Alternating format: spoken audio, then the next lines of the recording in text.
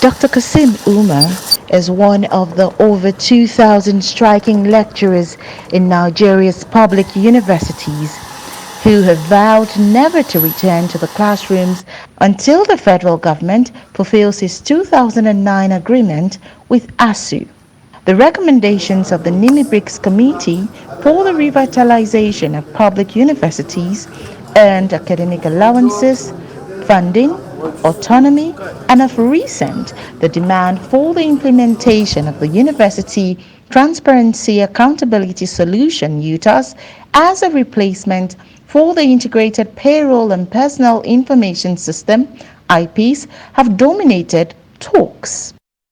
It is on record that since Nigeria's return to democracy, there have been at least 16 industrial strike actions by university lecturers.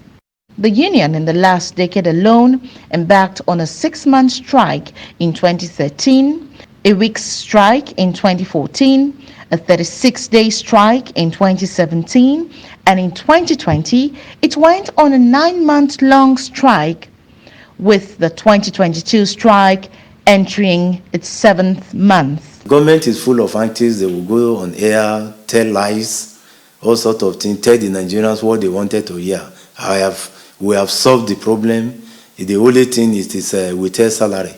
In the first issue, it is not withheld salary because it is not even part of the issue presented. You cannot, you prolong the demand. You prolonged the collective bargaining, and then you come up saying that you're punishing people. Well, our job is not factory job. Our job, it is not hourly job. Our job, that is why lecturers does not having starting point of coming to work and end point of your job. Contrary to the belief of millions of unsuspecting Nigerians, Asuu is not even demanding for money. Asuu is demanding for funding of the system. If money is released today, it's not going to Asuu. Asuu is a union. Government cannot give union money. Asuu says fund the university system adequately. That's all. Of course, we renegotiated our salary that has not been increased for 15 years. And that's what makes us the poorest paid academic staff in the whole world.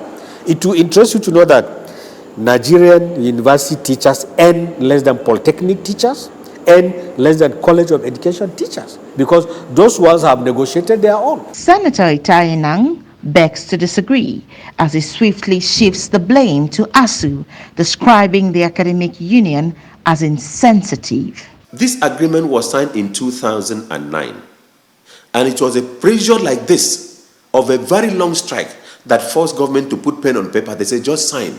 It was like face saving for Asuu. Look, you've seen the proposal the government is making next year, for next year's budget, about 19 trillion. Out of the 19 trillion, about 12 trillion is coming from borrowing. When you consider all this and you say, look, we should sign another agreement to review, or that we had reviewed and we are bound by it, where is the money to pay? There is no money to pay. So government cannot keep signing an agreement or going into an agreement which it cannot have money to sustain, so that Asuu will not go on another strike.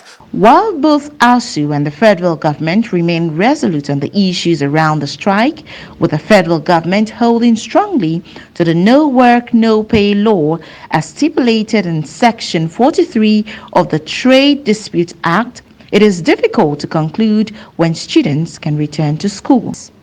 Mary Chinda, Arise News.